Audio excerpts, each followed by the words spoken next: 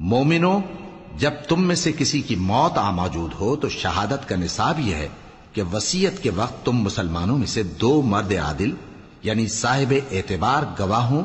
یا اگر مسلمان نہ ملیں اور تم سفر کر رہے ہو اور اس وقت تم پر موت کی مصیبت واقع ہو تو کسی دوسرے مذہب کے 2 شخصوں کو گواہ کر لو۔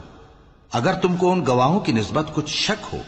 تو ان کو عصر کی نماز کے بعد کھڑا کرو اور دونوں اللہ کی قسمیں کھائیں کہ ہم شہادت کا کچھ عوض نہیں لیں گے، گو ہمارا رشتہ دار ہی ہو، اور نہ ہم اللہ کی شہادت کو چھپائیں گے۔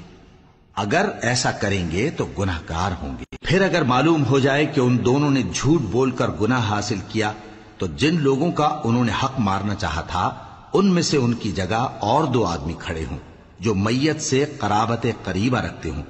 پھر وہ اللہ کی قسمیں کھائیں کہ ہماری شہادت ان کی شہادت سے زیادہ سچی ہے اور ہم نے کوئی زیادتی نہیں کی۔